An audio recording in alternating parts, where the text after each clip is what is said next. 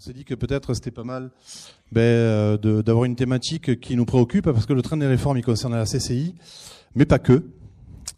C'est vrai que quand même, depuis certains mois, on appelle ça un train de réforme. Quand on appelle ça un train de réforme, quand même, ça veut dire qu'il y a un paquet de wagons, parce que le problème, c'est qu'il n'y a pas souvent de Micheline. Donc aujourd'hui, on sait que ce train de réforme, il a complètement changé le périmètre que nous, on peut donner au Conseil des livres dirigeants d'entreprise. Prélèvement à la source, flat tax, fusion du RSI de l'URSSAF, augmentation de la CSG, diminution des cotisations sociales, la loi Pacte, dont on va encore parler ce soir. Et j'allais dire, quelle que soit la taille de l'entreprise ou de sa dynamique, tout le monde est concerné sur ces sujets. Donc on dit souvent, quand le monde change, les repères changent aussi. Ça implique que pour nous aussi, nous devons complètement changer notre façon aussi de voir et l'approche au Conseil, et ne plus se contenter finalement de comptabiliser le passé, mais essayer d'être proactif avec vous. C'est pour ça que nous le voulions. Alors on a parlé de Michael Marcato, effectivement, qui est l'expert comptable qui a en charge le cabinet de Castres, mais aussi Aurélie Palous qui est par là, qui a en charge le cabinet de Gaillac. Voilà, je la cherchais du regard. On souhaitait peut-être faire un éclairage un peu ce soir autour d'une table ronde, pour que ça soit plus pragmatique que technique. Puisque la technique, après, c'est notre métier, c'est nous qui en chargeons avec les gens avec lesquels on travaille. Et pour essayer quand même de comprendre un peu ces enjeux, finalement, ça change quoi tout ça? Ce train de réforme, au final, à la fin, qu'est-ce qu'il faut retenir? Qu'est-ce qu'il y a d'important? Quel impact sur finalement notre stratégie de rémunération, de retraite, de protection sociale, rémunération dividende?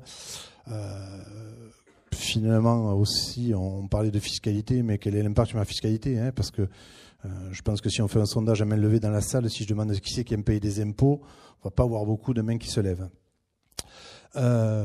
Donc pour ça, on voulait élargir un petit peu le champ au-delà du prélèvement à la source et d'essayer d'organiser ça sur une table ronde. Donc ceux qui venaient là uniquement pour manger 80 slides de technique vont être déçus, je vous le dis de suite. Ceux qui ne sont là que pour le buffet ne seront pas déçus, mais il faudra attendre un peu. Ça viendra. On va passer de suite à la table ronde. Et donc, pour animer cette table ronde, je vais vous demander, je vais les faire monter, de les applaudir.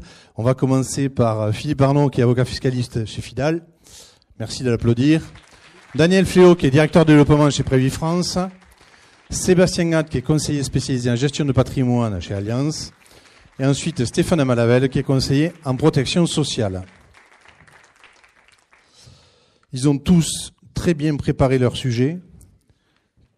C'est normal puisque c'est leur métier. C'est déjà plus facile. Ils ont chacun une partie, donc vous allez voir, on va essayer d'être à la fois exhaustif, mais relativement pédagogue et vulgarisé. Et on va commencer de suite. Vous savez, quand ça fait mal, il faut toujours commencer par la matière qui fait mal. Alors il y a un truc, on va se faire des confidences parce qu'on est un peu en famille. En 25 ans de métier, je crois que c'est la première fois où je ressors un mal à la tête d'une formation. Voilà, je vous le dis. Donc pour ceux qui n'auront toujours pas compris à la fin, c'est pas grave. Voilà. Puisque ce qui compte, c'est la fin en fait. On vous expliquera un petit peu ce qu'il faut retenir. Mais vous allez comprendre parce que Philippe Arnaud est un éminent pédagogue et un grand technicien. Je vais lui laisser la zapette. Et effectivement, d'entrée, on va parler vraiment parce qu'il fait un peu l'actualité. On a presque cru que ça allait disparaître il n'y a pas longtemps, mais finalement non, parce qu'effectivement, on a un président qui tient son fil. Et en tout cas, Philippe Arnaud, qui a été le bon élève de la classe, va nous expliquer un petit peu comment ça se passe, le prélèvement à la source. Alors, le prélèvement à la source, effectivement, on va essayer d'être simple et d'être clair pour essayer de comprendre ce prélèvement à la source dont vous avez compris qu'il y avait quand même quelques difficultés puisque, effectivement, il y a eu quelques tergiversations sur la date d'entrée en vigueur du dispositif. Alors, allons-y. Alors, il y a en fait trois taux de possibles, trois taux de prévus. Le taux personnalisé, c'est le taux que vous avez reçu tous avec vos avis d'imposition sur le revenu 2017, c'est-à-dire le taux qui résulte de vos revenus 2017, qui a donc été calculé par l'administration fiscale. C'est un taux commun en fait aux au foyer fiscal. Ensuite, deuxième... oui non. Ah oui, d'accord. C'est vrai que c'est mieux pour le coup. Le taux individualisé ensuite, pour lequel il était possible d'opter donc avant le 15 septembre et qui concerne les contribuables donc mariés ou pacsés et qui permet donc à chacun d'entre eux de bénéficier d'un taux différent. Voilà, sur une option. En fait, cela revient au même au niveau du calcul de l'impôt que l'auto personnalisé. Simplement, ça permet à un des époux ou à un des conjoints de bénéficier d'un taux inférieur si ses revenus sont inférieurs à celui de son conjoint. Voilà, donc ça permet, je dirais, ne serait-ce que psychologiquement déjà, de faire en sorte donc, que chaque époux soit taxé en fonction de ses revenus propres, même si, de fait, certains d'entre eux fonctionnent sous un système de communauté. Voilà. Et enfin, le taux non personnalisé, qui est un taux forfaitaire, qui a essentiellement pour objet de permettre aux salariés de se voir appliquer donc un taux qui est fonction du barème et donc de leur salaire, et d'éviter ainsi que l'employeur puisse connaître le taux du foyer, puisque le taux du foyer est assis aussi sur l'ensemble des revenus des salariés.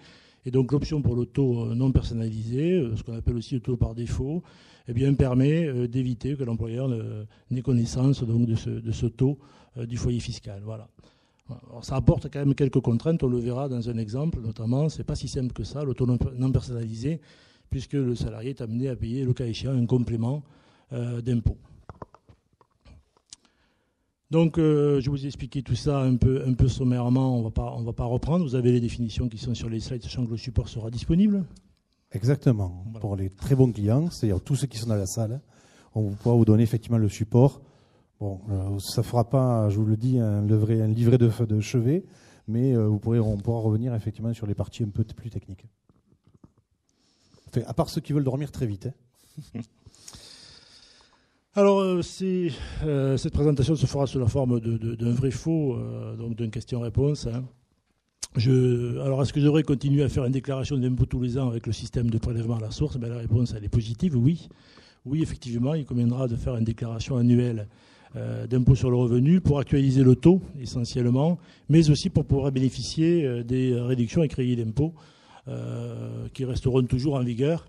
Voilà, donc on peut même dire que le système incite au dépôt de la déclaration annuelle parce qu'en règle générale, il peut y avoir des cas particuliers, mais en règle générale, l'impôt qui sera prélevé à la source sera supérieur à l'impôt qui sera liquidé au final. Et donc, si vous voulez avoir une restitution de vos crédits d'impôt, une restitution d'impôt, vous aurez intérêt à déposer la déclaration annuelle et donc aller jusqu'au bout du processus. Voilà. Juste parce que on avait l'impression que le prélèvement à la source, c'était la simplification énorme finalement de la fiscalité. Je prélève à la source, j'ai plus rien à faire, on n'en parle plus, emballer, c'est peser. Et c'est là où nous, on commence à avoir mal à la tête parce qu'on se dit finalement, on crée une usine à gaz, tout ça pour finalement pas changer grand-chose. Alors d'autant pour les gens qui sont ici dans la salle, où finalement on peut avoir divers revenus, quoi. Donc ça, c'est vraiment peut-être la déception de ce pass. Alors c'est la déception de ce pass, mais c'était un peu inévitable puisqu'on a un système qui est quand même assez complexe avec des taux plutôt élevés quand même d'impôt sur le revenu, un taux progressif quand même assez fort, et parallèlement un certain nombre de niches fiscales qui viennent un petit peu atténuer le taux parce qu'on n'a jamais eu trop le courage de baisser le taux et de supprimer les niches. Voilà. Donc on est l'héritier d'un système. Alors après, on n'est pas les seuls. Le système américain est aussi assez complexe et repose lui aussi sur une retenue de la source. Donc on n'est pas les seuls à faire. Voilà. Bon. Mais c'est vrai que on n'arrive pas à faire quelque chose de simple. Voilà. On n'arrive pas à faire quelque chose de simple. Voilà. Ça, c'est assez clair. Alors pour les crédits d'impôt, c'est qu'il n'y aura pas d'interrogation écrite à la fin. Hein. Ça, soyez tranquille, vous pouvez être déjà vous relaxer. Alors comme l'a annoncé le président de la République récemment, puisque c'était une de ses annonces aussi qui avait pour objet aussi de désamorcer un certain nombre de critiques à l'égard du dispositif, eh bien les personnes donc, qui ont des crédits d'impôt, réduction d'impôt, pourront bénéficier d'un acompte de 60% de leur crédit d'impôt dès janvier 2019, a priori. Donc dès le premier trimestre de l'année, ils ont annoncé dès janvier 2019. Voilà, ça c'est une manière aussi de désamorcer toutes les critiques relatives à ce dispositif, et elles étaient assez nombreuses. Alors maintenant, le pass côté employeur, parce qu'il y a quand même pas mal d'employeurs dans la salle aujourd'hui. Donc, que va-t-il se passer pour vous, employeurs ? par rapport donc, à vos salariés. Alors, première question, je deviens collecteur de l'impôt des salariés, vrai ou faux? Ben, c'est vrai. Hein. Donc, quand vous êtes déjà collecteur de cotisations sociales, vous allez devenir collecteur de l'impôt sur le revenu. Voilà. Donc, les trois obligations de l'employeur, si avant résumé, appliquer le taux transmis par l'administration fiscale. C'est donc l'administration fiscale qui transmet le taux via la DSN. Ensuite, donc, retenir le prélèvement à la source sur le salaire net versé. Donc, ça, c'est l'employeur donc, qui retient donc, la retenue sur le salaire, au même titre que les cotisations sociales, et tout ça, bien entendu, non pas pour le conserver, mais pour le reverser à l'État. Voilà. Alors, on fait miroiter un petit gain de trésorerie à l'employeur, un gain de mois de trésorerie à l'employeur entre le moment où il prélève la retenue et le moment où il le reverse à l'État. Bon, je ne suis pas sûr que ce soit pour autant... Je ne suis pas sûr que ce soit ça qu'on retienne quand même du PAS, et que c'est un effet sur la trésorerie de l'entreprise. Mais bon, après, effectivement...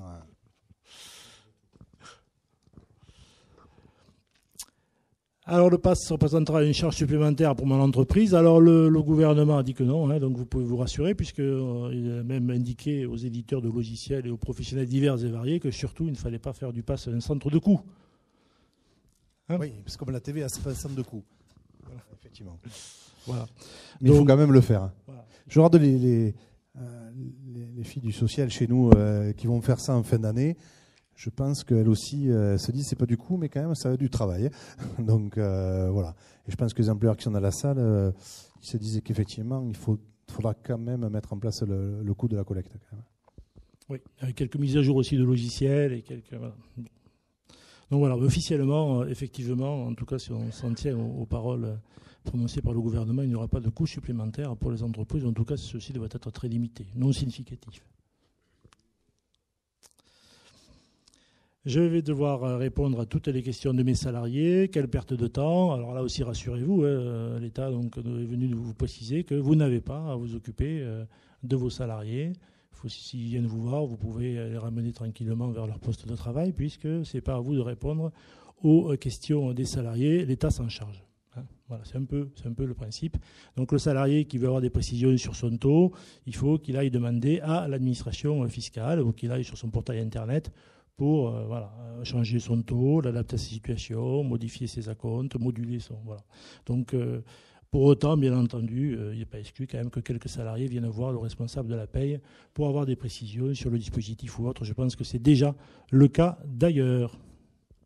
Et là, tous les responsables RH de la salle, effectivement, se lèvent et disent oui, effectivement. Parce que comme on arrive facilement à avoir les impôts plus vite que les gens de la RH, j'ai peur que les raccourcis se fassent quand même... Alors, que va-t-il se passer pour les dirigeants non salariés? Donc, ceux qui relèvent donc d'un statut qu'on appelle traditionnellement TNS, travailleurs non salariés, comme par exemple les gens majoritaires de SARL. Donc, ils vont continuer aussi à remplir la déclaration de revenus, mais ça, on l'a déjà dit, ça sera donc effectivement la même chose pour tous les contribuables. Alors, eux pourront moduler le montant du PAS, du prélèvement donc à la source, puisqu'il s'agira pour eux d'un acompte qui sera calculé pour la première fois sur la base aussi des revenus 2017. Et si vous avez pu vous connecter sur votre portail Internet et que vous avez eu la curiosité d'essayer de moduler le taux du prélèvement à la source, vous avez peut-être vu que cette modulation ne sera possible qu'à compter de janvier 2019. Voilà. Donc les gens qui souhaiteraient moduler leur taux dès 2019, parce que tout simplement leurs revenus 2018 sont inférieurs à ceux de 2017, voilà, ça concerne notamment les gens qui arrêtent leur activité en fin d'année 2017 ou pendant l'année 2018, eh bien, nous pourrons moduler le taux du prélèvement à la source qu'en janvier 2019. Voilà. Et ça ne sera pris en compte que 60 jours à peu près plus tard. Voilà. Donc ces personnes-là auront un petit décalage, je dirais, d'impôts et donc un effort de trésorerie à faire pendant quelques mois, puisque donc le taux ne pourra être modulé qu'en janvier avec date d'effet, on va dire, si tout va bien, mars-avril. Dans les phrases, quand on commence si tout va bien, c'est vrai que c'est toujours particulier. Alors, autre question, est-ce que les revenus fonciers échapperont au PAS? Bien, la réponse là est négative et les revenus fonciers sont soumis aussi au prélèvement à la source. Alors, bien entendu, ce n'est pas un prélèvement à la source puisqu'il n'y a pas d'employeur, un cas particulier susceptible de prélever l'impôt, mais ce sera donc un système d'acompte mensuel. Et donc là aussi, les acomptes mensuels qui seront versés à compter de janvier 2019 sont calculés sur la base des revenus fonciers nets de 2017. Voilà, donc là aussi, s'il y a une baisse des revenus fonciers en 2018, eh bien, il faudra peut-être moduler le taux en janvier 2019. Voilà, on fera un petit focus sur les revenus fonciers tout à l'heure avec Sébastien, pour expliquer que quand même, on peut dire, si je suis salarié, sur le bulletin de paye, c'est prélevé, le pas c'est simple, on va dire, voilà, il n'y a pas de modification, ça roule. Dès qu'on commence à toucher plutôt les revenus des dirigeants ou avec des revenus variables ou des revenus fonciers, après 2018, ça sera à peu près visible. On va voir que l'année 2018 va poser quand même un certain nombre de questions, notamment sur la neutralisation. Et on verra que quand même, dans les conseils que l'on peut donner ce soir, qu'est-ce qu'on fait de cette année 2018 ? Voilà. Bien. Rien ne changera pour les revenus d'épargne. Donc là aussi, c'est assez clair. Les revenus d'épargne, que ce soit les dividendes, les plus-values sur cession de valeur mobilière, voire les plus-values immobilières, ne sont pas soumises au prélèvement à la source. Elles ont leur propre prélèvement. Quand vous faites donc une vente immobilière, la plus-value est prélevée par le notaire. Donc c'est lui qui prélève l'impôt et qui vous impute l'impôt sur le prix de vente. Pareil pour des cessions de titres. Les plus-values de cessions immobilières donc, sont hors système PAS. Et de même donc, pour les dividendes. Voilà. Ne pas confondre, bien entendu, le système du prélèvement à la source et le système du PFU, c'est-à-dire le prélèvement forfaitaire unique, dont on parlera aussi tout à l'heure, avec des problématiques aussi importantes d'optimisation et de choix entre salaire donc, et dividendes, notamment pour les dirigeants. Alors, est-ce que je peux optimiser fiscalement mes revenus en 2018 ? Eh bien, c'est un peu l'objet de la réunion de ce soir. Alors, effectivement, il y a des possibilités d'optimisation. Alors, ces possibilités d'optimisation, elles sont diverses et variées. Il y aura les revenus fonciers, dont on va parler tout à l'heure, qui représentent une possibilité d'optimisation pour ceux qui ont d'importants travaux en 2018. Voilà.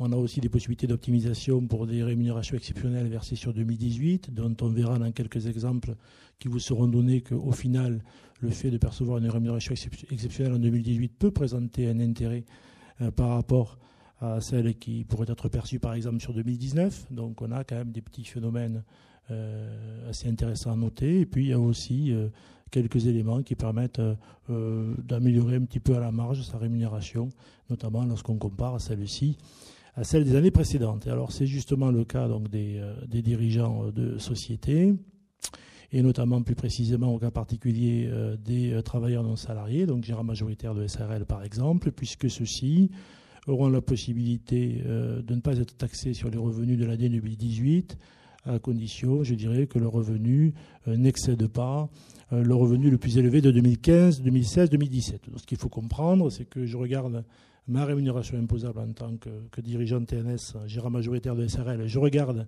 ma rémunération imposable des 3 années précédentes, 2015, 2016, 2017, je regarde quelle est l'année la plus élevée, en quelque sorte, la rémunération la plus élevée sur ces 3 années, et il faut que 2018, dans la mesure du possible bien entendu, corresponde au moins à l'année la plus élevée de ces 3 années précédentes. Ça commence à devenir simple là. C'est le début des difficultés pour les revenus, effectivement, encore une fois, variables. Alors tout cela par la mise en œuvre donc d'un système que l'on a appelé l'année blanche, c'est-à-dire que l'impôt sur le revenu 2018 est neutralisé par la constitution d'un crédit d'impôt qu'ils ont appelé CIMR, crédit d'impôt de modernisation du recouvrement, qui va permettre donc de neutraliser l'impôt sur le revenu 2018, du moins l'impôt sur le revenu sur les revenus courants. Alors il y a un petit exemple donc ici sur le slide qui vous est présenté, donc le cas d'un salarié avec un revenu courant, un salaire courant de 25 000 euros et des revenus fonciers de 50 000 euros. Vous avez les revenus fonciers nets, les revenus nets imposables donc sur la colonne de droite. Eh bien, le système, donc, alors premièrement, le taux par défaut, cela va permettre, donc ce taux par défaut, merci, parce que c'est effectivement, je commence à fatiguer. Le taux par défaut va permettre, donc, petite illustration, le salarié qui a des revenus fonciers qui sont quand même assez significatifs, n'a pas forcément envie que son employeur connaisse son taux personnalisé, va opter pour le taux par défaut. Donc on voit que si il se soumet au taux personnalisé, son taux d'imposition est de 32,86%. Par contre, merci, s'il opte donc pour le taux par défaut, son taux d'imposition est de 7,5%. Donc ça, on voit que grâce à l'option pour le taux par défaut, son employeur va appliquer un taux de 7,5% alors que sinon il aurait appliqué un taux de 32,86%. Voilà. Pour autant, le contribuable salarié doit verser le même impôt à l'État, parce que l'État ne fait pas cadeau de l'impôt. On baisse le taux de prélèvement sur le salaire, mais on ne fait pas cadeau de l'impôt. Et donc, le salarié en question doit verser spontanément, donc lui-même, un complément de prélèvement de 25,36%, 25,36 plus 7,5, faisant 32,86. Voilà. Donc certes, l'option pour le taux par défaut permet de diminuer donc, le taux de prélèvement opéré par l'employeur, mais il y a toujours un complément à verser par le salarié si celui-ci, bien entendu, a d'autres revenus. Et en principe, s'il opte pour le taux par défaut, c'est parce qu'il a des autres revenus. C'est vrai, le fait d'avoir plusieurs taux, on peut le dire, mais dans ce cas-là, c'est évident qu'autrement, la personne va se retrouver avec un tiers de son revenu qui est prélevé uniquement sur le salaire, donc c'est compliqué aussi de l'envisager. Et puis au-delà, ça donne effectivement des indications à la personne qui le collecte. Mais au-delà de ça, on le disait aussi dans ces taux individualisés, quand c'est un couple avec des revenus qui peuvent être de façon très différente, le fait d'individualiser les taux, c'est quand même c'est plus technique, c'est plus compliqué à gérer. De notre côté, on arrive à quand même avoir des équilibrages et des arbitrages un peu plus intéressants. Alors le crédit d'impôt en modernisation du recouvrement des salariés, on l'a parlé tout à l'heure, c'est ce fameux crédit d'impôt qui va neutraliser l'impôt sur le revenu de 2018. Alors là aussi, un petit exemple pour essayer de comprendre le mécanisme du crédit d'impôt. Donc là, nous sommes sur l'année 2018. Nous avons donc un salarié qui a un salaire net imposable de 67 500 € et qui, par ailleurs, donc, a aussi réalisé divers investissements de réduction d'impôts divers et variés.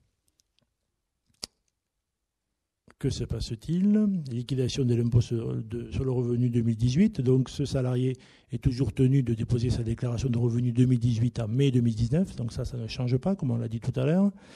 Et lorsque donc il va déposer sa déclaration, on va lui calculer son impôt et il recevra toujours un avis d'imposition au mois d'août, on va dire, 2019. Et là, donc, c'est là qu'apparaîtra son fameux calcul de crédit d'impôt. Ce crédit d'impôt il sera tout simplement égal au montant de l'impôt sur les revenus courants. Donc, ce salarié donc, avait un salaire en revenus courants. Ce salaire génère un impôt brut, c'est-à-dire avant réduction d'impôt, de 14 543 €. Il va bénéficier d'un crédit d'impôt de 14 543 €. Donc au final, la taxation sur le revenu courant qui est le salaire est neutralisée par le mécanisme du crédit d'impôt. Il lui reste bien entendu les réductions d'impôt. Ces réductions d'impôt qui créent quelque part un impôt négatif, un produit d'impôt, lui seront restitués par l'État au moment, en deux fois du coup, en janvier 2019 à concurrence de 60%, pour éviter justement que celui-ci n'attende trop longtemps. Et pour le reste, donc les 40% restants lui seront attribués au moment de la liquidation de son impôt au mois d'août. Donc vous voyez, le crédit d'impôt neutralise le revenu courant. Alors que se passe-t-il lorsqu'il y a un revenu exceptionnel? Alors le revenu exceptionnel pour un salarié ou pour un dirigeant, ça va être... ça peut être un revenu exceptionnel, on va dire, par nature, type une indemnité de licenciement, une indemnité de rupture de contrat de travail au sens large. On peut avoir aussi des cas de déblocage anticipé de participation lorsqu'on n'a pas atteint les exonérations fiscales. Donc voilà, toute une énumération du revenu exceptionnel en matière de traitement des salaires.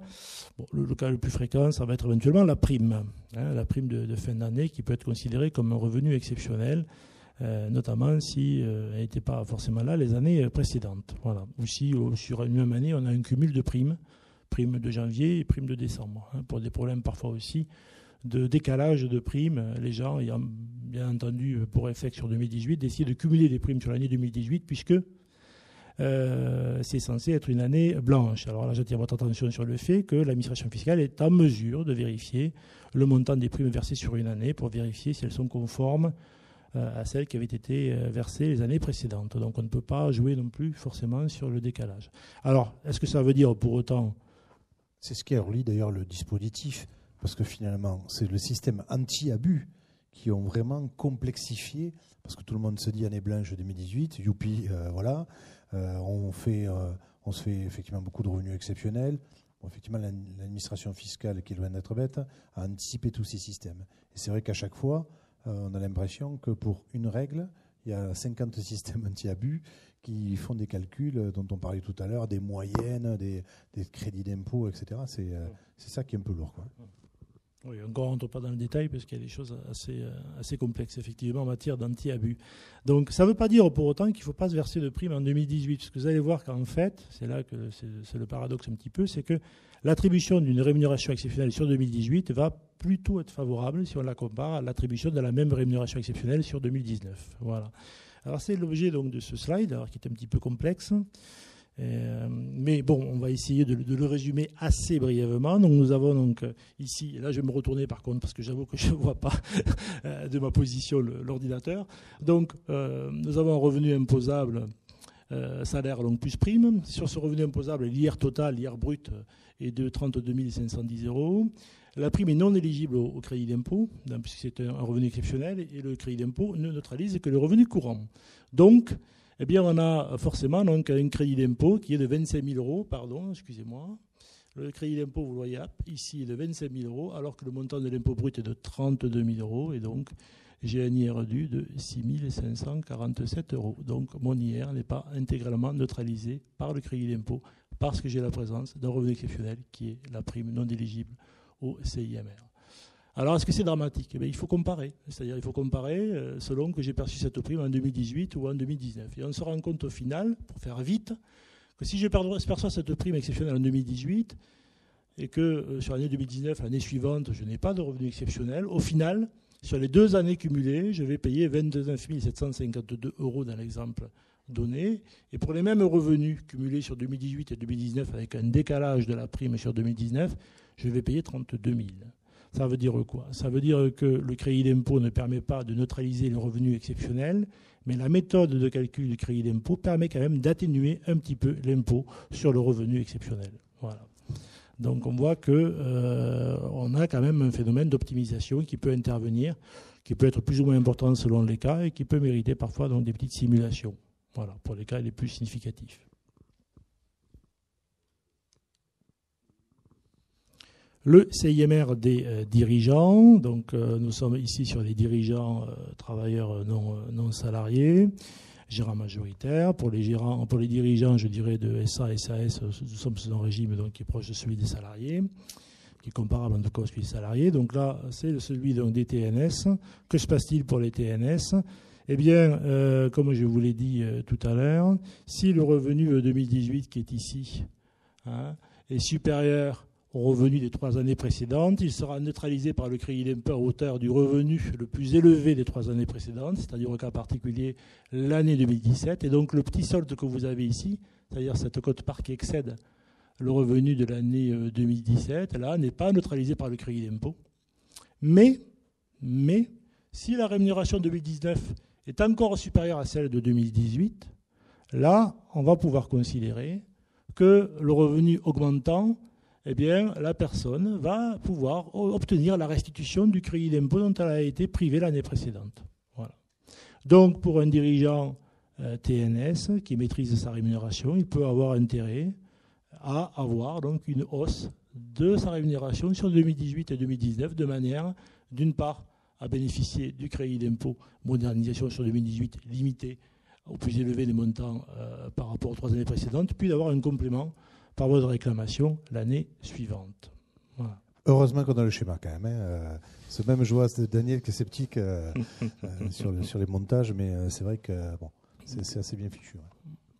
Voilà, donc on a aussi d'autres cas sur lesquels on va passer, parce qu'on ne va pas y passer non plus toute la soirée, mais sachez qu'il y a des possibilités d'optimisation assez complexes aussi, avec d'autres facteurs, puisque forcément, quand on est dirigeant, on peut avoir d'autres sources de rémunération, type dividendes, et donc on rentre aux plus-values de cession de valeur mobilière, et donc on entre dans des schémas qui sont parfois relativement complexes et qu'on ne peut pas vous exposer, sinon on y passerait la soirée sans que personne n'y comprenne rien. Ce qu'il faut retenir surtout de tout ça, c'est que, bon, en fonction de sa situation familiale, de ses revenus courants, mais également de ses revenus annexes, fonciers, etc., on peut avoir des situations qui sont... C'est difficile de faire un cadre type.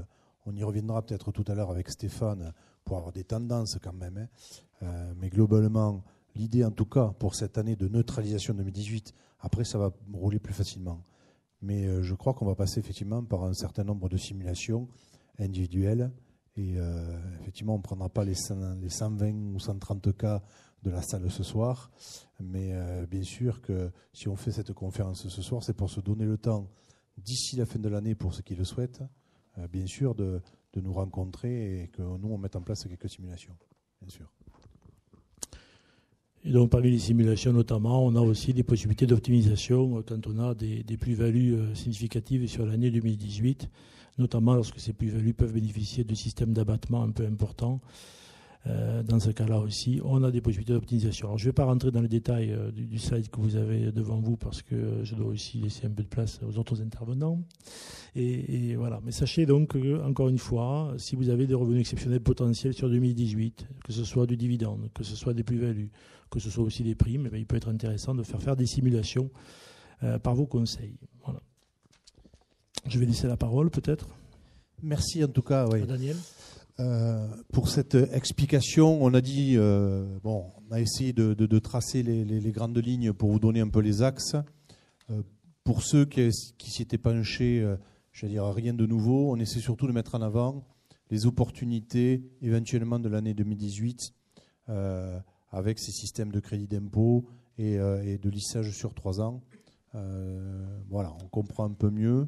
Et puis vous aussi en tant qu'employeur, comment ça va se passer sur les bulletins de paye. Il y en a beaucoup qui se le font en interne, mais il y a aussi beaucoup qui nous le sous-traitent. Donc, on peut dire que nos équipes sont à 99% prêtes. Hein. Après, on compte et on prie beaucoup aussi pour nos éditeurs de logiciels et sur la DSN, les remontées de l'administration fiscale. Et donc, voilà, oui, elle est prête depuis 2h30. Mais voilà. Ok, merci. Alors, on va attaquer un autre sujet parce que l'idée au-delà de ça, c'était d'élargir un peu la soirée. Dans le train des réformes, on en a un peu moins parlé ces derniers temps, mais on en a beaucoup parlé en début d'année. Fusion du RSI de l'URSSAF, fusion des régimes Agir-Carco, retraite universelle pour l'ensemble des gens. Finalement, bon.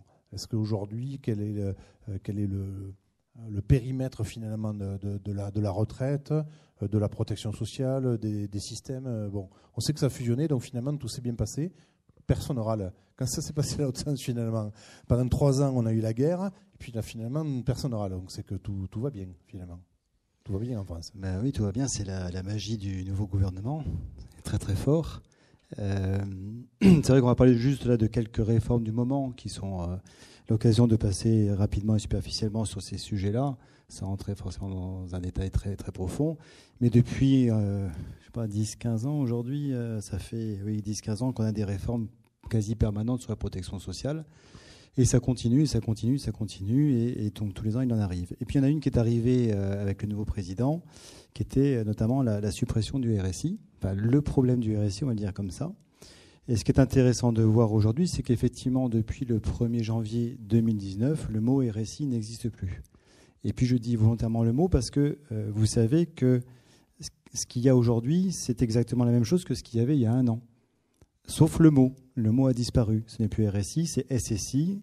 Nous qui sommes organisme conventionné, délégation de service public pour le RSI, par exemple chez Prévifrance, on a supprimé de toutes nos affiches, de tous nos documents de papier en tête RSI pour mettre SSI. C'est la seule chose qui a changé. Et pourtant, comme le dit Thierry, de façon très magique, on n'entend plus de problème avec le RSI aujourd'hui. Il n'y a plus personne qui s'en plaint. Je ne crois pas si dans la salle, quelqu'un a eu des problèmes depuis le début de l'année. Mais l'année dernière, souvenez-vous, il y avait des gens qui partaient en Angleterre pour s'assurer, pour ne plus être au RSI. Il y avait des gens qui faisaient des manifs partout pour ne plus payer leurs cotisations. Et hop, d'un seul coup, il n'y a plus de problème avec le RSI, alors que rien n'a changé dans les faits. Parce que ce qui va changer, c'est qu'effectivement, en 2020 seulement, il va y avoir un nouveau fonctionnement qui va faire qu'il y aura un adossement du RSI au régime général, c'est-à-dire au système comme tous les salariés. Mais c'est seulement en 2020. Donc pendant 2 ans, effectivement, il y a cette magie du marketing, de la communication qui fait que d'un seul coup, les problèmes disparaissent. Et c'est une bonne chose. Peut-être qu'il n'y a vraiment pas de problème, mais c'est assez surprenant. Il faut juste se souvenir que le problème du RSI, en fait, ce n'est pas un problème très important, puisque je crois que c'était dans les années 2008, par exemple, nous ou d'autres organismes qui étions délégation de services publics, nous gérions et les cotisations et les prestations pour tous les indépendants, tous les TNS dont on parlait à l'instant. Et puis il y a eu une première réforme qui a fait que les cotisations sont parties au RSI. Et c'est de là qu'ont commencé les problèmes, parce qu'il n'y en avait jamais avant. Et le seul problème du RSI, c'est finalement un problème finalement de pilotage d'un outil informatique qui n'a pas abouti correctement et qui a généré beaucoup de problèmes. Le problème, il était là. Donc aujourd'hui, il va disparaître. Tout ça va partir à la sécurité sociale en 2020. Et pendant 2 ans, donc, il y a une période transitoire où on continue donc, avec un nouveau nom pour l'instant. Donc le SSI, le mot RSI est banni et même, je crois qu'on peut avoir des amendes si on l'utilise encore. Et donc ensuite, une première étape pour l'instant où des gens peuvent encore choisir quand ils créent leur activité. 2019 où ils ne pourront plus ils pourront plus changer d'organisme conventionné. Puis 2020 où ils seront tous à la sécurité sociale. Donc le RSI disparaîtra réellement effectivement dans 1 an et demi maintenant. Qu'est-ce que ça va changer pour les personnes qui sont travailleurs indépendants ? Finalement, pas grand-chose, parce que si on parle des prestations aujourd'hui des indépendants, elles sont pas tout à fait, mais presque alignées sur le régime des indépendants depuis quelques années déjà. Il n'y a plus de différence comme il y a quelques années ou quelques dizaines d'années où les régimes étaient beaucoup plus faibles. Aujourd'hui, il n'y a plus trop de différence. Il y aura certaines choses qui vont encore converger, mais finalement, les prestations seront quasiment à l'identique. Sur les cotisations, c'était le sujet indépendant. On va intégrer la sécurité sociale, donc on va payer plus de cotisations. C'était la question qui se posait. Eh bien non. Le gouvernement a dit qu'il allait y avoir une sorte de guichet spécifique pour les indépendants, qui va faire que les personnes indépendantes vont conserver à peu près les mêmes taux de cotisation qu'aujourd'hui. Donc là aussi, pas de modification. On va créer une sorte de sous-section au sein de la sécurité sociale, spécialement pour les indépendants. Donc il n'y a rien qui change non plus, en particulier sur cette partie de cotisation. Pas d'inquiétude sur la partie, s'il y en avait une sur le côté augmentation des cotisations et d'optimisation, là il n'y en aura pas, pour l'instant en tout cas. Le versement, ce qui va changer, c'est le côté pratico-pratique. Aujourd'hui, je vous ai dit tout à l'heure, nous, les cotisations sont aujourd'hui prélevées par l'URSSAF, par le RSI, et reversées par des organismes comme Prévifrance ou la RAM, qui sont des organismes référencés. Et bien, effectivement, tout demain va converger vers des organismes de CEPAM ou de CARSAT, qui, elles, vont être les seuls opérateurs, les seuls interlocuteurs, de tous les indépendants. Donc, c'est cette partie-là qui va réellement être modifiée. 2 organismes principaux, et puis un troisième quand même qui reste le collecteur universel, qui est l'URSSAF, qui a par contre pris déjà une partie en main. Donc voilà les difficultés. Donc vous voyez un peu l'avant et l'après. C'est aujourd'hui sur la partie du recouvrement, il n'y aura plus que les URSSAF. Aujourd'hui il y a le RSI et l'URSSAF. Il n'y aura plus qu'en bleu la partie URSSAF demain qui va tout collecter pour vous. Donc avec les différentes catégories que vous voyez là. Donc il y aura un seul organisme de recouvrement qui fonctionnera a priori. Sur la partie prévoyance, santé, prévoyance, donc aujourd'hui vous avez le RSI qui est présent et plus des organismes conventionnés comme Prévifrance, puisqu'on rembourse les prestations d'indemnité journalière, on rembourse, on est la sécurité sociale des indépendants, donc sur la partie médicaments, médecins et autres, on rembourse tout ça. Tout cela demain va converger vers les CEPAM, un seul organisme, donc nous allons disparaître du paysage.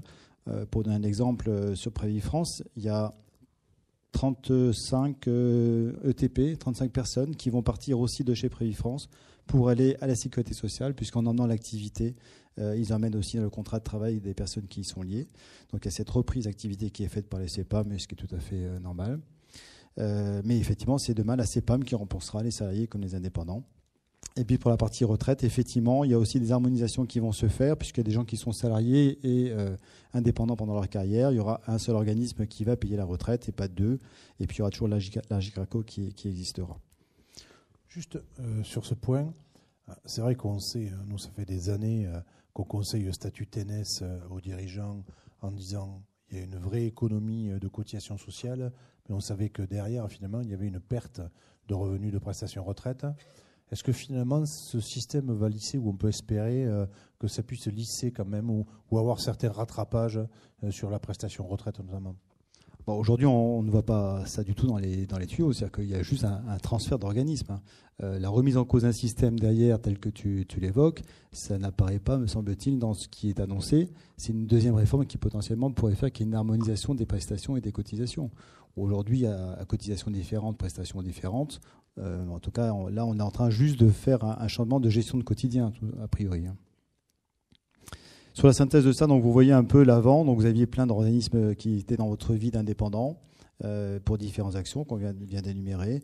Mais effectivement, ça va se transformer un peu comme ça, comme schéma. Vous allez avoir l'URSSAF qui sera là pour tout, et puis 2 ou 3 caisses qui vont intervenir dans votre vie pour la liquidation des prestations. Donc en gros, tous les organismes référencés ou délégations de services publics pour l'État depuis très longtemps n'auront plus ces activités. Elles sont concentrées. Alors c'est marrant dans les réformes parce qu'il y a à peine 2 ans, on parlait d'autre chose. Hein, c'est tout nouveau ça. Il y a 2 ans, on parlait de réduire le nombre d'organismes nationaux comme Prévifrance à des seuils. Il fallait prendre 600 000 personnes au lieu de 100 000 aujourd'hui. Donc il y avait déjà une façon d'enlever un certain nombre d'organismes. Et puis d'un seul coup, tout ça est tombé à l'eau complètement, alors que tous les séances de travail étaient déjà enclenchées. Tout ça est tombé à l'eau puisqu'on a décidé de supprimer le RSI, puis on est passé à ce nouveau schéma qui maintenant est en marche et a priori ne subira plus de modifications. Donc pour résumer sur la suppression du RSI, effectivement c'est une réalité en 2020 seulement. Et puis ça ne changera pas grand-chose sur les chiffres, ça changera plutôt sur les modalités de votre vie quotidienne avec des organismes référents qui seront un peu plus concentrés. Quand on parle d'URSSAF, on parle de contrôle URSSAF. C'est vrai que les cotisations TNS n'étaient jamais ou très rarement contrôlées. Ça veut dire qu'il y aura un contrôle un peu plus important, j'imagine, en plus. Hein. Alors nous, on ne les voit pas du tout, les contrôles. C'est vrai que dans ta profession, j'imagine... C'est un réflexe. Mais je ne savais pas que les TNS étaient moins contrôlés que les entreprises. Aussi, quand même. Si, oui. Bon, puis il n'y a pas d'abus chez les TNS, de toute façon. Il n'y a pas de triche. Et pour faire le lien avec une autre réforme qui est actuellement, effectivement, toujours sur les régimes sociaux, vous savez, alors il y a plein de réformes, encore une fois, depuis quelques années. En 2013, vous avez eu la réforme de l'ANI, la mutuelle obligatoire. Demain, vous aurez la prévoyance obligatoire. On va parler de la PACTE, où il y aura sans doute de la retraite sur de certaines formes obligatoires. Et en ce moment, donc, il y a un sujet qui n'est pas encore très clair, c'est la fusion des régimes ARCO à GIRC. Régime très, très ancien, puisque la GIRC, c'est 1947, l'ARCO, 1961. Et donc, il est en train de se passer quoi aujourd'hui ? La suppression de ces textes de référence qui vont disparaître et qui vont faire qu'il y aura, alors je vais dire, c'est peut-être pas le bon mot, il n'y aura plus de cadre et de non-cadre. Il y en aura toujours, mais il n'y a plus cette distinction AGIRC-ARCO telle qu'elle existait au préalable. Et donc on va avoir un seul régime AGIRC-ARCO qui existera. Les textes aujourd'hui de référence sont pas encore, les nouveaux textes sont pas encore en place, donc c'est très flou. C'est pour le 1er janvier 2019. C'est dans 2 mois, mais comme toujours quand il y a des lois, c'est juste avant, puis après on verra bien comment on fait. En tout cas, ce que ça va générer quand même, c'est pour vous, chefs d'entreprise, dans vos services RH, c'est une nouvelle activité. Parce que les textes de référence aujourd'hui, notamment dans vos contrats de prévoyance, de santé ou de retraite, même font souvent référence à ces 2 conventions qui disparaissent. Et donc de ce fait-là, il va falloir tout refaire. Ça occupe, ça va faire un peu de boulot, vous n'avez rien à faire dans vos cabinets. Mais effectivement, notamment, je pense au contrat collectif, il va falloir refaire toutes les clauses, pas les clauses bénéficiaires, les catégories objectives qu'il va falloir revoir. Et donc, on va faire, nous, des avenants à tout va pour refaire tous ces contrats avec vous. Et vous allez devoir vous pencher aussi sur vos contrats. Et puis, il y a des catégories qui vont devoir, et qui sont un peu au milieu, là, vous savez, les assimilés cadres, où est-ce qu'on les met? On les embauchait à l'époque en disant qu'ils étaient référencés à GIRC. Il n'y a plus d'AGIRC demain. Donc, pour ne pas vous en dire grand-chose de plus ce soir, parce que c'est vraiment en ce moment, mais c'est une réforme qui est imminente et qui va aboutir de toute façon. Ils ont commencé à rediscuter, je crois que c'est hier ou avant-hier, entre les partenaires sociaux. Il y aura une nouvelle évolution en même temps. Une autre petite réforme, Thierry t'en parlait tout à l'heure, mais rapide, sur la loi Pacte. Alors, elle est très simpliste dans ce que je dis là, mais les deux sujets qui concernent la protection sociale, c'est effectivement de doper l'épargne retraite. C'est l'objectif et l'actionnariat des salariés.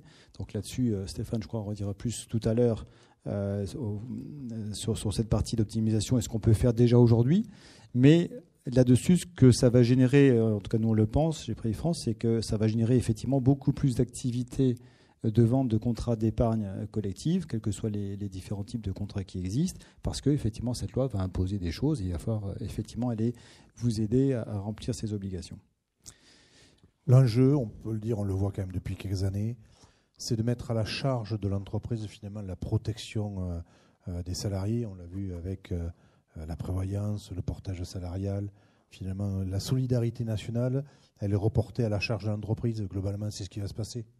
Oui, c'est déjà le cas. Alors ça, dans la solidarité, il y a plusieurs choses parce que il y a eu en 2016, donc en 2016, pardon, l'ANI, l'obligation de mutuelle obligatoire pour les entreprises, donc a été effectivement une charge. Il y a eu juste avant, alors j'ai plus en tête l'année exacte, mais la portabilité. Stéphane, je ne sais pas si ça te parle. Je ne sais plus quelle année, mais la portabilité qui est devenue gratuite. Je ne sais pas si vous vous souvenez aussi. Au départ, c'était payant. 2015. Ouais. Et donc au départ, c'était répartition employeur-employé. C'est devenu gratuit. Et aujourd'hui, on voit les conséquences, quand tu parles de charges aux entreprises, on voit les conséquences financières que ça représente. C'est-à-dire qu'on n'est pas loin de 5-6 points de cotisation supplémentaire à cause de cette réforme qui a entraîné la gratuité pour des personnes qui ne demandaient pas grand-chose, d'ailleurs, en l'occurrence. Et où on parlait d'abus tout à l'heure, et on voit qu'il y en a aussi parce que le contrôle de la portabilité est extrêmement compliqué, extrêmement onéreux. Donc beaucoup d'organismes aujourd'hui ne contrôlent pas trop la portabilité ou pas comme il le faudrait parce que c'est trop lourd en gestion. Et du coup, on voit bien qu'il y a des gens qui utilisent, qui sont couverts gratuitement. Autre réforme actuellement, on parle de la suppression de l'ACS. Je ne sais pas si ça vous parle. Alors là, on n'est pas d'optimisation, mais c'est l'aide à la complémentaire santé pour les populations en difficulté. Ça a été étatisé il y a 3 ans où l'État a dit en gros, voilà le cahier des charges. Aujourd'hui, c'est supprimé en 2019, me semble-t-il, ou fin 2019, harmonisation CMU, C et puis ACS.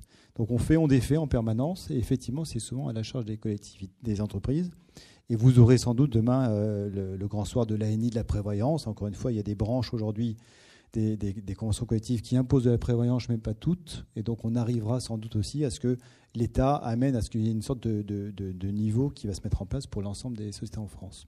Ce qui est certain, c'est qu'effectivement la réforme, tout à l'heure, je crois que tu disais, il y a une constance dans l'effort vers la modernisation du système, si on peut dire modernisation.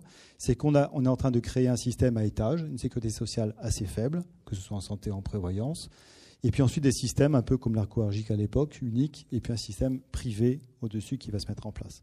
La bonne nouvelle du jour, quand même, c'est que grâce à tout ça, la Sécu n'a plus de déficit. Je ne sais pas si vous avez entendu. Ça fait 20 ans qu'on parle de déficit, de trous béants. Maintenant, il n'y en a plus. Merci, ils ont réussi, ça marche. C'est l'entreprise qui paye.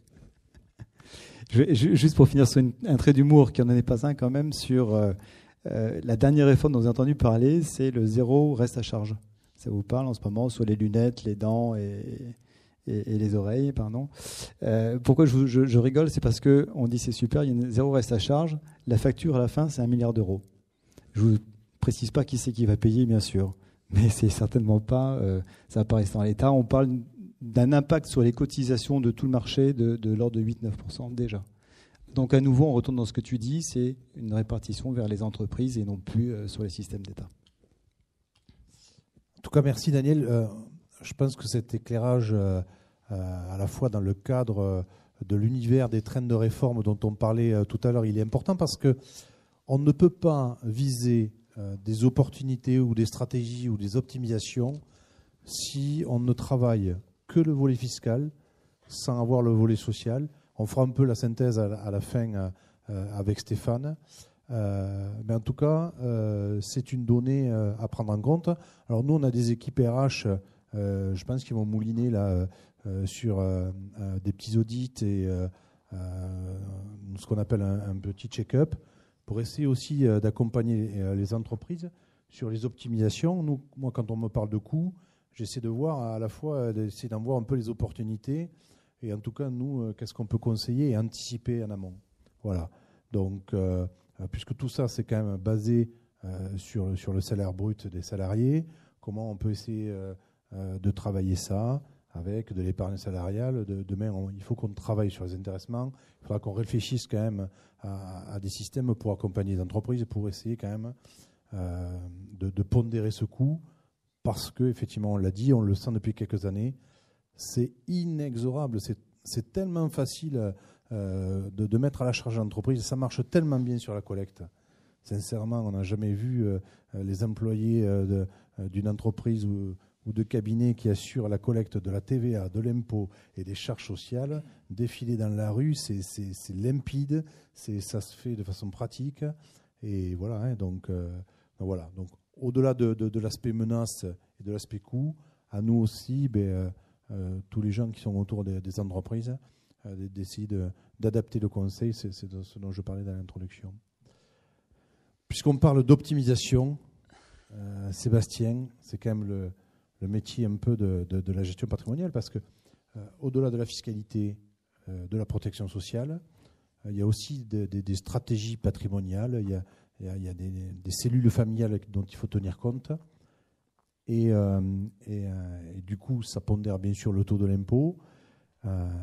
Donc parfois il y a des gens qui ont payé beaucoup avec des taux très élevés, et puis tout d'un coup, quand même, ça je ne sais pas, autour de cette table, on peut dire que ça c'est quand même une bonne nouvelle. Avant que tu commences, Sébastien, vas-y. Oui, après c'est une bonne nouvelle. Hein.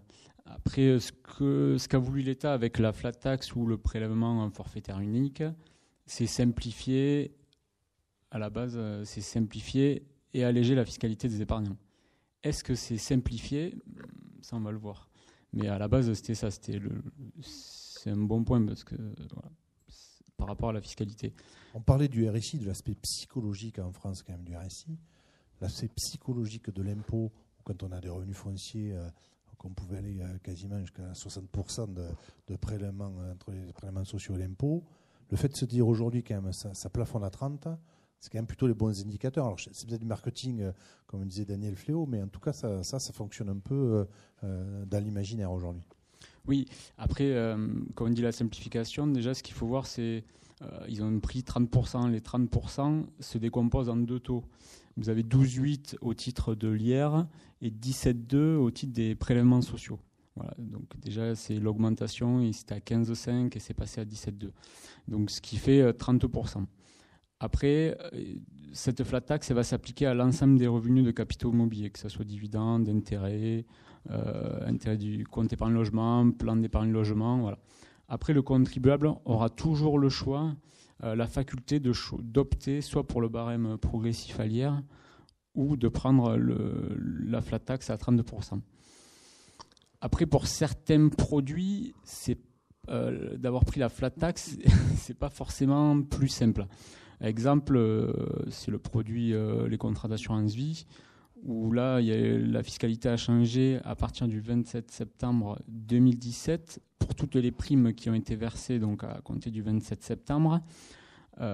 Donc ils ont dit on va passer à 30%. Sauf que dans ces 30%, il y avait l'ancienne fiscalité de l'assurance vie c'est pas 30%. Donc des fois, ce qu'il faut faire attention, c'est faut éviter la confusion entre les deux fiscalités peut-être. Entre l'ancienne fiscalité sur les contrats d'assurance vie et la nouvelle fiscalité. Pourquoi ? Parce que si jamais il y a des rachats qui peuvent se faire, ça peut être des fois moins intéressant de mélanger les deux fiscalités. Voilà.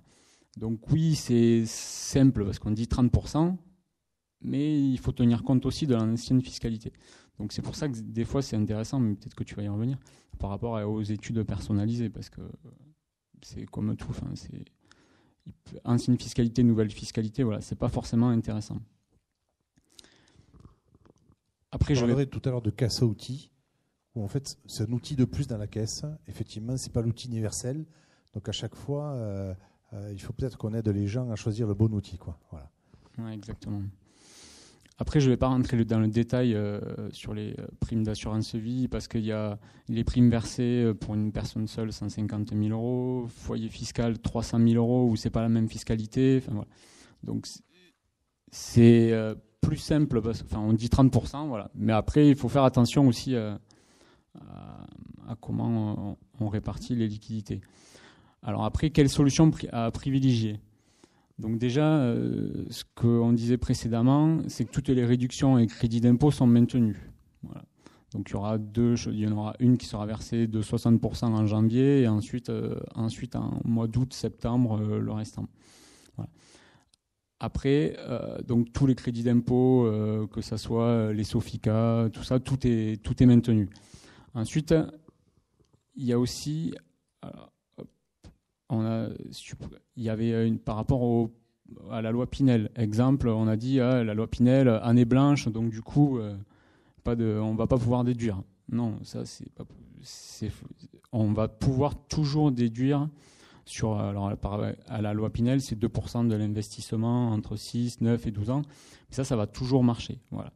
Donc même année blanche, la loi Pinel, ça sera toujours d'actualité. Je souris parce qu'effectivement, j'ai supprimé quelques slides techniques. Donc, il cherchait son slide sur la loi Pinel, Sébastien, mais il est où effectivement, on a fait de la coupure franche, mais c'était important de le préciser parce que un des objectifs quand même aussi de la gestion patrimoniale, c'est bien sûr de travailler sur la défiscalisation. Et quand on vous annonce un coup le pass, un coup la flat tax, quid effectivement de toutes ces choses qu'on a mis en place au préalable, est-ce qu'elles ont de l'effet finalement, est-ce que ça dure? Bon, c'est vrai que c'est des questions que nous on a assez régulièrement. Et effectivement, c'était important de le préciser. Donc, on remettra le slide peut-être pour quand on aura le diaporama. Alors après, par contre, après il y a des opportunités en 2018. Les opportunités, là, il y a un exemple, c'est par rapport au déficit foncier. Donc en fait, qu'est-ce que le déficit foncier déjà? Le déficit foncier, l'objectif, c'est quand vous avez des revenus fonciers, c'est de gommer tous ces revenus fonciers par des travaux. Donc l'avantage qu'il y a en 2018, c'est que tous les travaux qui sont payés en 2018, vous pouvez déduire 100% des travaux, ensuite c'est reporté 10 ans. Mais l'avantage cette année, c'est qu'il y a 50% des travaux qui ont été payés en 2018 qui vont être reportés aussi en 2019. Ce qui veut dire qu'en fait, il y a un effet 150% qu'on appelle. Donc là, fiscalement, si vous avez des revenus fonciers relativement importants, alors parce que les travaux, il faut que ça soit à peu près deux fois les revenus fonciers. Donc ce qui veut dire que oui, fiscalement, c'est quand même relativement intéressant. Alors je ne sais pas, il y avait... Ah, ça va marcher, voilà. Je prends juste la parole et j'ai donné un micro à Philippe parce que c'est une table de ronde, donc c'est bien aussi d'avoir des partages. Ça, c'est quelque chose qui a fait débat entre nous il y a quelques mois. On s'est dit, c'est pas possible.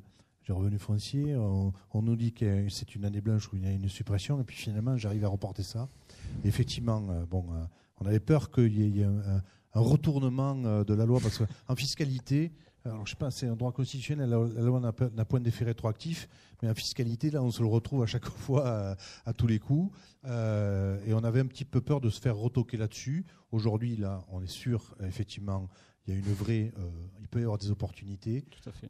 Il y a des effets pareils de seuil et de niche en fonction si les déficits sont reportables, si je peux les imputer jusqu'à hauteur de 10 700 €, etc., etc. Donc il y a quand même, sans trop rentrer dans la technique, il y a des choses à regarder. Mais ça, on parlait d'opportunités, ou en tout cas aujourd'hui, si on a des choses à dire, ici il y a des choses à faire. C'était pas la peine de se retenir sur les travaux de 2018. Il y a de vraies opportunités à le faire, quoi. Philippe, peut-être. Oui. Bon, je n'ai pas réussi à le faire marcher, mais je ne suis pas très doué. Techniquement, ce n'est pas trop mon truc. Alors, effectivement, pour les déficits fonciers, qu'est-ce qu'on peut dire? Très rapidement, si vous avez un petit déficit foncier, c'est-à-dire si vous avez peu de travaux, la réforme ne va pas vous apporter grand-chose, et même on peut dire qu'elle va plutôt vous pénaliser, puisque l'année 2018 étant une année blanche, il n'y a pas d'impôt, et donc si vous avez un petit déficit foncier, c'est pas ça qui est intéressant. Donc, c'est intéressant si on a un gros déficit foncier, et plus précisément si le déficit foncier excède, on dit 2 fois le revenu brut, enfin le revenu du loyer, donc 2 fois le loyer, plus 2 fois 10 700 €. Voilà, c'est une règle de calcul qui est mathématique, qui résulte des règles fiscales. Et à partir de ce moment-là, on a un effet 150%, effectivement, c'est-à-dire que les travaux payés en 2018 donnent lieu à 2018 à une déduction sur le revenu imposable à hauteur de 10 700 € qui peut être compensée par un revenu exceptionnel. Donc on peut coupler ça avec un petit revenu exceptionnel de dividende par exemple pour avoir un petit effet de levier sur le taux d'imposition.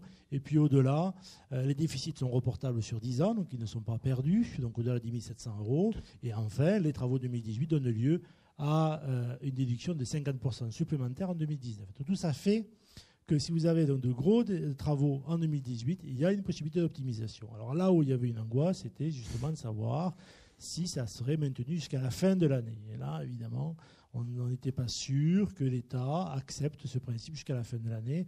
A priori, ce sera bien le cas, puisqu'on est déjà donc au mois de septembre, et les instructions administratives relatives au système donc, du prélèvement à la source sont toutes sorties, en principe, fin août. Ils ont dit qu'ils avaient terminé de commenter le dispositif. Donc on peut quand même espérer, sauf s'il y avait un parlementaire, je dirais, zélé, qui nous sortait un texte, ce qui est toujours possible quand même, hein, ce qui est toujours possible. Bon, enfin, a priori, ce ne sera pas le cas. Voilà, donc, je connais personnellement Jean Lassalle, on peut lui demander de... Voilà. Alors, est-ce que c'est fait exprès? Je pense qu'ils l'ont vu quand même. Hein. Ouais, en fait, je pense qu'ils l'ont vu. Voilà. Après, ils ne pouvaient pas se permettre non plus aussi de pénaliser le secteur du bâtiment. C'est ça. Exactement. L'enjeu, en fait, c'était de se dire, si j'ai une opportunité de retarder les travaux 2018, voire 2019, 2 ans sans travaux sur le bâtiment, les enjeux économiques sont importants. Donc, je pense qu'aussi, effectivement, c'est un petit effet de levier. Et donc, Sébastien l'avait souligné assez tôt. Donc là, effectivement, c'est l'intérêt, si on fait un peu de déficit cette année, on est encore au temps, d'aller chercher des gros déficits fonciers. C'est vraiment une niche, alors surtout si on a effectivement des revenus exceptionnels en 2018. Voilà. Alors, là, il y a un exemple, par exemple, sur le mécanisme en fait, du déficit. Donc là, vous avez un investissement en 2018 sur 200 000 € avec des travaux à 150 000 €. Donc c'est là où on dit qu'il faut... Voilà, il y a beaucoup de travaux. Mais l'avantage, en fait, c'est quoi? C'est vous avez une carcasse, une maison, tout se casse, on garde les murs, et ensuite on refait tout à l'intérieur. Voilà. Alors après, on se dit, bon, faire ça maintenant, en septembre, et que ça soit validé jusqu'en décembre, c'est plus compliqué. Par contre, ça se fait, dans le sens où il y a des organismes qui le font. Il y a la CIR, c'est un organisme qui le fait. Et en fait, eux, ils font des appels de fonds pour valider les travaux. Voilà. Et au moins, ils se disent, les travaux, ils ne sont pas faits en 4 mois, mais avec les appels de fonds, ça valide tout le dossier. Et au moins, on peut profiter du déficit foncier. Voilà. Alors après, quand on gomme la totalité des revenus fonciers, fiscalement, parfois, ça peut être plutôt... Oui, alors simplement, il faut faire un petit peu attention quand on fait des travaux. Tous les travaux ne sont pas déductibles. Et donc, quand on refait un immeuble, on peut avoir aussi des travaux assimilés à des travaux de reconstruction, notamment si vous augmentez la surface habitable. Le cas type, c'est j'aménage des combles. Voilà, ça c'est assez typique. Ou j'aménage un garage en habitation, ou j'achète donc une grange que je transforme en logement, ou je crois acheter un logement qui en fait se révèle être une ancienne grange, l'ancien propriétaire n'ayant pas fait les déclarations au cadastre. Et là, je me retrouve avec une augmentation de surface habitable et l'administration, lors d'un contrôle fiscal, me dit « mais vos travaux ne sont pas déductibles parce que vous avez fait une augmentation de surface habitable ». Et là, vous perdez l'intégralité de la déduction des travaux. Et ça peut faire très, très mal. Voilà. Ouais, c'est pour ça qu'après, quand on fait des travaux soi-même, hein, quand on passe par un organisme, on peut espérer quand même que l'organisme valide le dispositif, mais quand on fait des travaux soi-même, il faut être très prudent et notamment avoir la curiosité d'aller voir, surtout si on vient d'acheter le bien, ce qui a été déclaré au cadastre auparavant, parce que généralement, les gens sous-évaluent les surfaces. Et donc, quand vous reprenez un bien, eh bien, les surfaces déclarées au cadastre sont souvent inférieures à celles que vous avez achetées. Et quand vous redéclarez derrière, vous avez automatiquement un phénomène d'augmentation de surface, alors même que vous n'avez pas forcément augmenté les surfaces habitables, mais tout simplement pour un problème de sous-évaluation de l'ancien propriétaire. Voilà, donc méfiez-vous parce que ça tombe bien parce que Sébastien ne fera pas les travaux lui-même. Exactement. L'idée, c'est plutôt d'essayer d'avoir des... Aujourd'hui, ce qu'on disait, compte tenu du temps qui nous reste, pour ceux qui veulent vraiment faire du déficit, effectivement, il faut aller chercher les gens qui sont des vrais professionnels de ça, qui bordent leurs dossiers fiscaux Et c'est un peu ça l'enjeu. Bah, Et encore une fois, ceux qui souhaitent avoir des opportunités, bon, là, il y a une petite fenêtre de tir, en tout cas cette année, c'est l'occasion de le faire. Alors, après, là, on l'a déjà vu, c'est par rapport au PFU, par rapport à la composition du taux, 12,8 et 17,2, qui correspond aux 30%. Après, ce qu'il faut retenir, c'est le PFU, c'est un taux de 30%, mais attention à la fiscalité, à ne pas mélanger certaines fiscalités. Et après, les opportunités, vous avez toujours tout ce qui est défiscalisation, c'est possible, il n'y a pas d'année blanche. Et ensuite, tout ce qui est déficit foncier. Voilà. Donc maintenant, je vais passer la parole à... Globalement, quand même, sur les retours que vous avez, vous, les questionnements sur tout ce qui est défiscalisation, parce que j'imagine que, comme chez nous, chez vous, il y a eu beaucoup de questions. Globalement, ça tourne autour de quoi les préoccupations aujourd'hui? Est-ce que mes Pinel vont être déductibles sur 2018? C'est plus sur 2018, plus sur les optimisations à venir ou pas? Non, après, il n'y a pas... Après, la question qu'on a, c'est année blanche, est-ce qu'on a droit toujours à faire notre défiscalisation? Voilà, c'est ça. C'est la plus grosse question. Et après, c'était par rapport aux travaux. Mais la question sur la fiscalité, il n'y a pas. Nous, vous pouvez toutes les réductions d'impôts sont possibles, quoi. Voilà. Très bien. On attaque le dernier virage de cette soirée et on peut le dire, on va essayer de le faire en forme de synthèse. Donc Stéphane, c'est plutôt le conseil en protection sociale, mais finalement, quand on regarde un peu les tableaux qu'on va montrer là ce soir, on a parlé de fiscalité, de changement au niveau des régimes sociaux, d'approche de défiscalisation et de gestion patrimoniale. En synthèse, finalement, qu'est-ce qu'on peut dire de tout ça, peut-être ce soir, si on doit retenir quelque chose? Alors écoute, la synthèse, on va essayer de la garder pour la fin. Je vais essayer de basculer d'entrée sur la problématique qui nous concerne dans l'État, à savoir la stratégie, l'optimisation de la rémunération du dirigeant. On a évoqué un certain nombre de sujets. On a démarré par le prélèvement à la source. On a parlé du prélèvement forfaitaire unique et on va revenir effectivement sur l'incidence et l'apparition du prélèvement forfaitaire unique sur le traitement de la rémunération des dirigeants et particulièrement au niveau des dividendes. Donc, alors je vais essayer de tourner dans le bon sens. Alors, tout d'abord, on va enfoncer des portes ouvertes, mais en quoi consiste l'optimisation et la stratégie de la rémunération du dirigeant? L'objectif là, c'est de trouver l'équilibre le plus pertinent entre la rémunération du dirigeant, que ce soit la rémunération de gérance pour un gérant de SARL, un salaire pour un dirigeant de SAS et la distribution au niveau des dividendes. Et dans le but, bien évidemment, à la sortie, de trouver le revenu disponible le plus élevé possible. D'accord ? À partir de là, on va traiter le sujet à partir de plusieurs paramètres.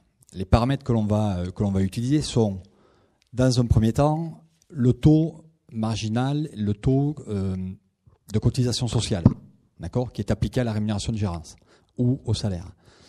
On va traiter également le paramètre de l'impôt sur les sociétés, à partir duquel on va regarder effectivement le niveau d'impôt société qui va s'appliquer aux dividendes qui vont être récupérés. Un troisième paramètre sur lequel on travaille, c'est la tranche marginale d'imposition du dirigeant, qu'on est obligé d'intégrer au niveau des calculs pour trouver les bons repères. Il y a un dernier paramètre qui n'est pas inscrit ici et qui, de mon point de vue, est essentiel, parce que chaque fois qu'on touche un bouton, au niveau notamment de la rémunération, on influe sur ces aspects-là, c'est la protection sociale du dirigeant. Pour une raison très simple, c'est que la protection sociale du dirigeant, c'est ce qui le protège à lui, mais va également protéger sa famille et l'ensemble de son cercle familial. D'accord ? Donc c'est un quatrième point important qu'il faut intégrer dans les éléments de calcul, de manière à ce que on ne se trouve pas, en fonction des choix qui seront faits et pour aller chercher un revenu disponible le plus élevé possible, qu'on ne se retrouve pas avec une dégradation significative de la protection. Donc, lorsqu'on regarde ces quatre paramètres, qu'on fait les calculs, on s'aperçoit que même avant le 1er janvier 2013, on avait plutôt un côté favorable à de la rémunération plutôt qu'à de la prise de dividendes. Bien évidemment, depuis le 1er janvier 2013 et l'assujettissement des dividendes aux charges sociales, c'est encore plus flagrant et l'écart est encore plus important. Donc, une fois qu'on dit ça, quelle va être l'incidence du prélèvement forfaitaire unique? Et est-ce qu'en fait, après la dernière réforme donc, de janvier 2013, est-ce qu'on va avoir un avant et un après 1er janvier 2018 et l'apparition donc, du PFU? Alors, on va passer rapidement sur les chiffres et pour arriver sur ce qu'évoquait Thierry en termes de synthèse et quels repères est-ce qu'on peut avoir. Alors, on a fait plusieurs calculs avec effectivement une comparaison SARL-SAS, d'accord, de manière à regarder un petit peu comment c'est traité. Lorsqu'on est uniquement sur la partie abattement, c'est-à-dire avant 1er janvier 2018 et lorsque nous avions uniquement le traitement de l'abattement sur les dividendes, vous pouvez constater de manière assez flagrante que le traitement par le biais d'une SAS et de la prise de dividendes de manière plus importante n'avait pas une incidence forte, et je vais même dire le contraire, il valait mieux rester en SARL plutôt que de passer en SAS pour aller chercher la meilleure rémunération possible. D'accord ? Tout ceci étant lié au niveau de charge sociale, d'une part, et au traitement de la CSG-CRDS qui est appliqué aux dividendes selon que vous êtes en SAS ou en SARL. D'accord ? Donc on voit bien là que le niveau de rentabilité est plus élevé au niveau de l'URL ou de la SARL qu'au niveau de la SAS. Et quel que soit le taux d'imposition sur les sociétés et quelle que soit votre tranche marginale d'imposition. Maintenant, qu'est-ce qui se passe lorsque on applique le PFU ? On a quelque chose qui est un petit peu plus équilibré, même si globalement il va rester favorable à la situation de SARL et donc de la prise de rémunération plutôt que de dividendes. On s'aperçoit malgré tout que lorsqu'on a des tranches marginales d'imposition qui sont très élevées, c'est-à-dire à 45% et dans certains cas à 41%, on s'aperçoit que la SAS, la SASU, peut avoir de l'intérêt et l'arbitrage à ce moment-là entre la rémunération et les dividendes peut avoir du sens. D'accord ? Alors on a traité là, bien évidemment, que la partie SSI, pardonnez-moi, donc travailleurs non salariés, mais affiliés au régime général de la sécurité sociale des indépendants et le régime général. L'écart, ou en tout cas, chaque situation est différente et en fonction des statuts qui peuvent être présentés, on va avoir des résultats différents. Si je prends le cas, par exemple, d'un dirigeant de société affilié à la CIPAV, les résultats seront encore différents, puisque le niveau de charge sociale lié à la CIPAV est inférieur à celui du SSI, et donc on a des résultats qui peuvent être différents. D'accord ? Ce qu'il faut savoir, et pour conclure, Thierry, c'est que on se retrouve là dans une situation où, même si on tire des généralités sur le document et sur les chiffres, ou en tout cas sur les études qui sont faites, vous êtes tous dans des situations différentes. Vos attentes en termes de revenus disponibles sont différentes. Vos attentes en termes de protection sociale sont différentes. À partir de là, je pense que la stratégie de la rémunération du dirigeant est une stratégie qu'il faut revoir tous les ans. Parce que votre situation de famille peut changer, parce que le cadre de fonctionnement d'entreprise peut changer, parce que vos besoins en termes de revenus peuvent évoluer, et à partir de là, c'est un sujet qu'il faut aborder annuellement de manière à pouvoir retravailler le sujet et l'adapter en fonction de votre nouvelle situation. Ça, c'est le premier point. Et la deuxième chose, c'est que attention, et je reviens rapidement sur ce slide, attention à ne vouloir traiter l'optimisation qu'à travers le prisme fiscal. D'accord ? Pour une raison très simple, c'est qu'on va pouvoir trouver des optimisations fiscales avec un sujet qui va nous permettre effectivement d'avoir un niveau de revenu disponible plus élevé, mais où on va se retrouver avec une dégradation significative, voire totale, de la protection sociale. Donc la dégradation de la protection sociale va jouer sur la retraite, alors à plus ou moins long terme en fonction de la situation, mais va également jouer sur votre protection personnelle et la protection de la famille. Et donc là, il faut être très vigilant sur les choix qui peuvent être faits et intégrer de manière systématique, donc le volet protection sociale dans l'étude de l'optimisation. Voilà. Merci. Encore aujourd'hui, on a quand même beaucoup de questions sur le choix du statut. Beaucoup pour les créateurs, mais après un cours de vie. Effectivement, on ne vient jamais nous voir pour nous dire faites-nous le meilleur conseil sur ma protection sociale. On vient surtout nous voir en nous disant on va voir Sébastien, comment je fais pour payer moins d'impôts. Donc l'enjeu, c'est bien de dire sur le choix du statut, le TNS, ça reste encore quand même malgré tout un choix plutôt intéressant dans un grand nombre de cas. Et c'est en préparant cette conférence, c'est aussi un peu ce qui ressortait, c'est de dire attention, j'ai des jeunes enfants, j'ai besoin d'avoir des bonnes prévoyances, des rentes d'éducation. Je peux aussi, dans mon cas de TNS, bon, même si on est sur le régime général, essayer d'individualiser ma protection, d'optimiser tout ça. J'ai besoin d'avoir une rente invalidité ou des capitaux d'essai relativement importants parce que j'ai un patrimoine important et s'il m'arrive quelque chose, il faut absolument que j'ai du cash qui arrive. Tout ça, ça ne se travaille pas sur du global, ça se travaille sur de l'individuel.